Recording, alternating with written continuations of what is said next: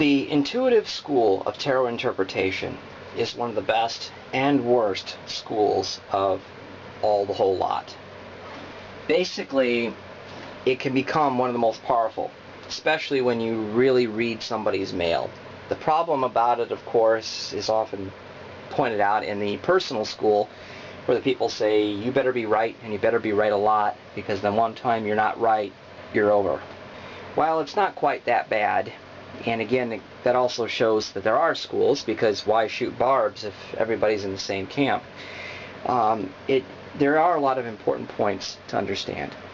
First off is the intuitive school doesn't need tarot cards. They mainly use tarot cards because of the mystique surrounding them, the well-known name recognition versus, say, oracle cards, or these are known as these French cartomancy cards, for example, that are here. They're technically an oracle card. They were the most common in France during the height of cartomancy or tarot reading, whatever, as a profession. And that was the late 19th century. It was mainly done by women. When you see the woman turning over cards in a salon with a swami headdress, it's not a gypsy lady. It's a French woman from the middle class, maybe upper class, in a French salon, not in the back of a gypsy wagon.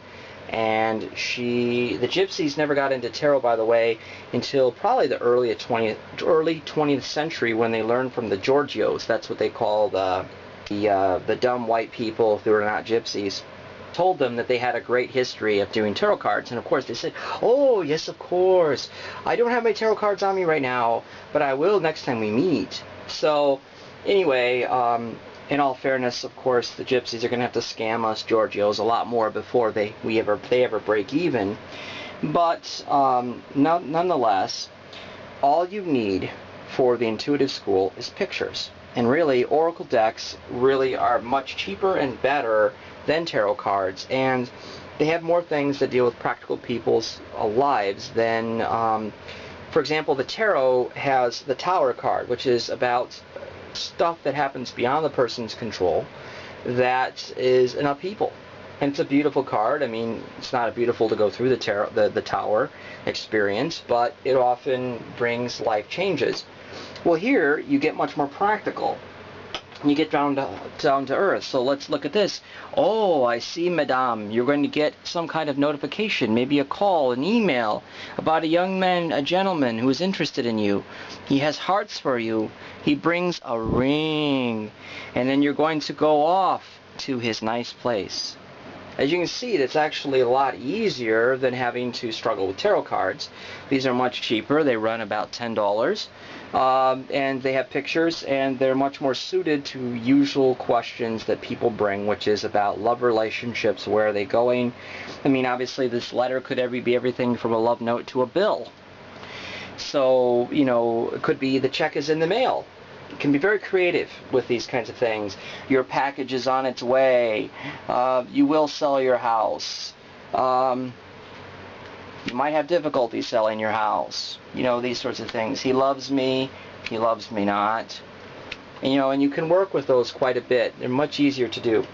The intuitive school, believe it or not, though people don't often realize it, comes from Carl Rogers on Becoming a Person.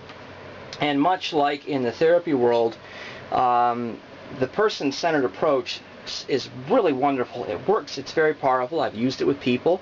Very, very effective approach. The problem is the excruciating amount of navel-gazing you have to do, and self-work is very prohibitive, and a lot of person-centered therapists are actually not worth the dime you spend on them, because they don't do it, and they've made a mockery of Carl Rogers' work. Carl Rogers was actually very intelligent. He read a lot of books. He was hardcore into research and things like this. And that's a scientific knowledge aspect that is often lacking from people that are attracted to the person-centered approach, that they don't realize is part and parcel of it. So there's a lot of self-development. So what you don't do in, you know, reading all the books from, say, the systems-based approach, you make up by becoming a person. And it's a lot harder, to be honest. It's much easier to read all these books than the amount of painful navel-gazing and self-work that really is required to do this approach decently and with justice to people who might even contract with you, whether paid or unpaid. Like I said, it can be a very powerful approach, and when you work with people, I mean, you can really, if you can read their mail, I mean, it can be really just astounding, but the lack of self-work will always come out. You might give a great reading, they ask a few questions, they make a few comments, and you haven't done something, they say something, and you fly off the handle. And you'll undermine and shoot yourself in the foot, and everything good you did, you threw away. And I have had that happen to me. So the point is, the intuitive approach is great. There is no established meaning, but you have to do a lot of self-work. I also find, though, when people do not work on card meanings, sometimes they end up saying the same things again and again anyway. And also, for example, Richard Roberts, who argues that you don't need to read any books. He's a big fan of the intuitive approach, or he was. I think he's the late Richard Roberts. You notice he has done a lot of reading in Jung. He sort of gives transcripts of all his work with people. He did recordings and went ahead and shared those recordings, made transcripts, including ones even with Joseph Campbell. Sorry, I'm trying to find the book right now. But you'll notice again and again in the transcripts, sorry, I just can't get it, that he has a great knowledge of Jung, Freud, and things like this that he brings to the table. So what he doesn't spend in looking up card meanings, he spends on reading these other people. So it's really switching out one for the other. So I'm not quite sure if there really is an avoidance. So maybe, yes, you're not buying books like, you know, Bonsoff and Theller, but then that means, you know, you're buying books like this and you have to work through those. So I don't really think there is any easy way, and I think that's what I'm trying to bring out. There is not an easy school. This is a wonderful school, but some people go to it because it looks very pure and psychic, but do not be deceived. A lot of hard work. A lot of hard work. Yes, sorry, quick addendum. There it is, Richard Roberts.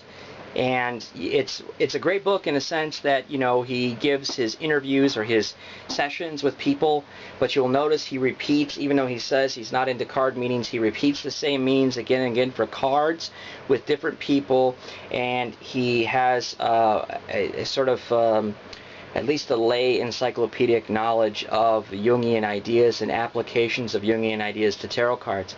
So yes, he's not saying card meanings from Waite and Crowley, but card meanings from Jung. So 6 of one, half dozen of another. Again, it's a good book, and I think it's great because it's the only transcripts we have of actually tarot readings that you can study, but I don't know how far I want to go with his premises.